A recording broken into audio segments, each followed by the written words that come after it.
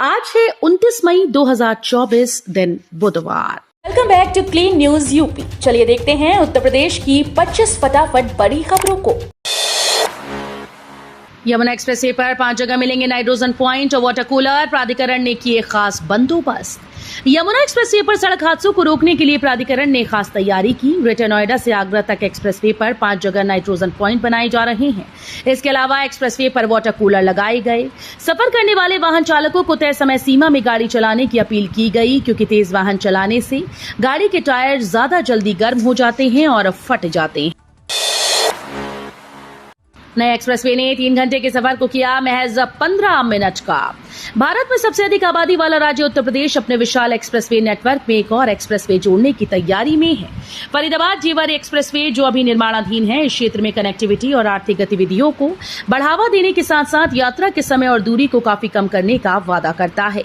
ये एक्सप्रेसवे फरीदाबाद से जेवर एयरपोर्ट की दूरी 90 किलोमीटर से घटाकर सिर्फ 31 किलोमीटर कर देगा। जुलाई से घरों में लगने लगेगा स्मार्ट मीटर। ऊर्जा निगम जुलाई से घरों में प्रीपेड स्मार्ट मीटर लगाएगा। टीएचए में सबसे पहले वसुंधरा, वैशाली, कौशाम्बी में कुल 58,000 घरों व प्रतिष्ठानों पर स्मार्ट मीटर लगेंगे। निजी कंपनी के कर्मचारियों ने मीटर लगाने के लिए सर्वे का काम 70% से अधिक कर लिया। जून माह में ये सर्वे पूरा हो जाने के बाद जुलाई से स्मार्ट मीटर लगाने का काम शुरू हो जाएगा। आगरा से बरेली तक एक्सप्रेसवे 4 घंटे में होगा सफर। National Highway Authority of India Mathura के बाद से बरेली तक एक्सप्रेसवे बना रहा है। ये 2027 तक बनकर तैयार हो जाएगा। इससे लोगों को बरेली तक जाना आसान होगा और 4 घंटे में आगरा मथुरा से बरेली तक पहुंचा जा सकेगा। NHAI के परियोजना निदेशक संजय वर्मा ने बताया कि मथुरा और आगरा के बीच बाद से बरेली तक करीब 228 किलोमीटर का एक्सप्रेसवे बन रहा है। अग्निवीर योजना ने सेना के जवानों को मजदूर बना दिया। कांग्रेस के पूर्व अध्यक्ष राहुल ने केंद्र सरकार की अग्निवीर योजना का जिक्र करते हुए तल्ख टिप्पणी की। राहुल ने कहा कि अग्निवीर योजना सेना की योजना नहीं है, ये योजना मोदी सरकार की है। उन्होंने कहा कि हिंदुस्तान के इतिहास में पहली बार नरेंद्र मोदी ने सेना के जवानों को मजदूर बना दिया।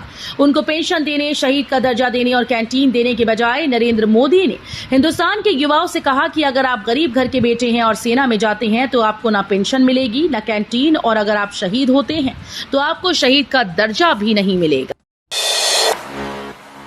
पर्सनल लॉ के जरिए तालिबानी शासन लाना चाहती है सपा। सीएम योगी का अखिलेश पर तीखा हमला। सीएम योगी आदित्यनाथ मंगलवार को मिर्जापुर पहुंचे। यहां उन्होंने एनडीए प्रत्याशी अपना दल की अनुप्रिया पटेल के समर्थन में आयोजित जनसभा को संबोधित किया। उन्होंने कहा कि पर्सनल लॉ के जरिए सपा तालिबानी शासन लाना चाहती है। केंद्र में कांग्रेस और प्रदेश में सपा की सरकार होती तो अयोध्या में प्रभु श्री राम कभी न विराजते। सरकार बनते ही खत्म होगी अग्निवीर योजना, सेना में देंगे पक्की नौकरी। समाजवादी पार्टी के अध्यक्ष अखिलेश यादव ने गाजीपुर में कहा कि 4 जून के बाद जब दिल्ली में सरकार बनेगी तो सबसे पहले अग्निवीर व्यवस्था खत्म की जाएगी। फौज में होने वाली भर्ती बढ़ाने का काम करेंगे और पक्की नौकरी और पक्की वर्दी पहनने को मिलेगी। अखिलेश ने कहा कि हमारा नौजवान जो पक्की नौकरी और वर्दी पहनना चाहता था उसको आधी अधूरी नौकरी अग्निवीर की दे दी। सीएम योगी ने कहा ये लोकसभा चुनाव राम भक्तों और रामद्रोहियों के बीच संविधान से चलेगा देश। गोरखपुर के पीपीगंज में सीएम योगी आदित्यनाथ ने भाजपा के सांसद रवि किशन के पक्ष में जनसभा को संबोधित किया। कहा इस लोकसभा चुनाव में कांग्रेस व सपा को जनता वहां पहुंचा देगी जहां उनका कोई नाम लेने वाला नहीं होगा। उन्होंने आश्वासन देते हुए कहा कि देश बाबा साहब अम्बेडकर के संविधान से चलेगा, पर्सनल लॉ से नहीं। राहुल अखिलेश बोले इंडिया गठबंधन की सरकार बनी तो युवाओं को 30 लाख नौकरियां। देवरिया में इंडिया गठबंधन के तहत राहुल गांधी और अखिलेश यादव ने जनसभा को संबोधित किया। देवरिया, कुशीनगर, गोरखपुर लोकसभा प्रत्याशी के पक्ष में मतदान करने की अपील की। कांग्रेस नेता राहुल गांधी ने युवाओं की बेरोजगारी पर सवाल खड़ा किया। सभी को आश्वस्त करते हुए कहा कि इंडिया गठबंधन 30 लाख नौकरियां सरकार में आते ही युवाओं के हवाले कर देगी। यूपी में गाड़ियों पर पहली बार लग सकता है रोड सेफ्टी सेस। यूपी में परिवहन विभाग ने वाहनों पर पहली बार सड़क सुरक्षा सेस लगाने का प्रस्ताव तैयार किया। विभागीय मंथन के बाद प्रस्ताव को पास करके इसे 6 जून को शासन को भेजा जाएगा। अफसरों का मानना है कि वाहनों को बढ़ते दबाव से सड़कें टूटती हैं। सड़क सुरक्षा सेस से आने वाले राजस्व से टूटी सड़कों का मेंटेनेंस तत्काल होता रहे। रिमोट सेंसिंग से लखनऊ की सड़कों के खोखलेपन की जांच, इन इलाकों को यूरोपीय लुक मिलेगा। न तारों का जाल, न रोड कटिंग के निशान। शहर की सभी प्रमुख सड़कें सवारी जाएंगी। दोनों ओर ट्रेंच बनाकर पानी और सीवर की लाइन बिछाई जाएंगी। बिजली और ब्रॉडबैंड केबल भी अलग से बनाई जाएंगी। डक्ट में सड़क किनारे नीचे की ओर छिपा रहेगा। किनारे हरियाली और थोड़ी थोड़ी दूरी पर पार्किंग की जगह। चुनाव के बाद इस सीएम ग्रिड योजना पर कार्य शुरू हो जाएगा। इस कार्य की शुरुआत हो चुकी थी। इस बीच आचार संहिता लागू हो गई। नोएडा से आगरा तक 6 जिलों में अवैध निर्माण पर गरजेंगे बुलडोजर। यमुना एक्सप्रेसवे विकास प्राधिकरण ने अधिसूचित क्षेत्र में अवैध निर्माण के खिलाफ शिकंजा कसने की तैयारी कर ली है। ईडा ने जेवर, मथुरा, जहांगीरपुर, टप्पल और झज्जर समेत कई क्षेत्रों के 300 से अधिक कॉलोनाइजर्स को नोटिस जारी किया। उनको 4 जून तक कब्जा हटाने के आदेश दिए। 4 जून के बाद प्राधिकरण अवैध निर्माण ढहा देगा। नोएडा ग्रेटर नोएडा प्राधिकरण की गलती नहीं दोहराएगी यमुना अथॉरिटी। धोखेबाज बिल्डर्स पर आया संकट। जो बिल्डर तय समय पर अपना बकाया पैसा जमा नहीं करेंगे, उनका आवंटन रद्द किया जाएगा। इसको लेकर यमुना प्राधिकरण ने 13 बिल्डर को नोटिस जारी कर दिया, जिसके बाद 5 बिल्डर ने बकाया पैसा जमा कर दिया। अभी तक जिस बिल्डर ने यमुना प्राधिकरण में बकाया पैसा जमा नहीं किया, उसको 30 मई तक का समय दिया गया है। मुरादाबाद जिले में बिना फायर एनओसी के चल रहे 446 अस्पताल। मुरादाबाद जिले में यूं तो तमाम अस्पताल चल रहे हैं, लेकिन 503 सीएमओ कार्यालय में पंजीकृत हैं। इनमें भी सिर्फ 57 के पास ही फायर एनओसी है। बाकी सब भगवान भरोसे और स्वास्थ्य विभाग के अधिकारियों की मिलीभगत से चल रही हैं। यहां तक कि महिला अस्पताल के पास भी फायर की एनओसी नहीं। राष्ट्रीय राजधानी के न्यू बॉर्न बेबी केयर अस्पताल में आग के कारण कई मासूम बच्चों की मौत हो चुकी है। केरल में मानसून की आहट, तो यूपी को भी मिली राहत वाली खबर। एक तरफ दक्षिण पश्चिम मानसून अगले 3-4 दिनों में केरल और पूर्वोत्तर राज्यों के कुछ हिस्सों में पहुंचने की खबर आई, तो दूसरी तरफ प्रचंड गर्मी और ताप लहरी का सामना कर रहे उत्तर प्रदेश के लोगों को 2 दिन बाद राहत मिलने के आसार हैं। मौसम विभाग के अनुसार अगले 2 दिनों तक मौसम में विशेष परिवर्तन के कोई आसार नहीं। हालांकि 31 मई से अगले 1-2 दिनों तक पश्चिम के साथ ही पूर्वी उत्तर प्रदेश में बूंदाबांदी होने का अनुमान है। 5 जून से शुरू होगी परीक्षा। 968 पदों पर भर्ती के लिए 3 दिन होंगे एग्जाम। केंद्र सरकार के विभागों और मंत्रालयों में जूनियर इंजीनियर्स के 968 पदों पर भर्ती का विज्ञापन एसएससी ने 28 मार्च 2024 को जारी किया था। सबसे अधिक पद बॉर्डर रोड ऑर्गेनाइजेशन में सिविल जेई के 438 हैं। वहीं केंद्रीय लोक निर्माण विभाग में सिविल जेई के 217 और इलेक्ट्रिकल जेई के 121 पद हैं। इसके अलावा अन्य विभागों के पद हैं। बड़े मंगल के लिए लखनऊ में ट्रैफिक एडवाइजरी जारी।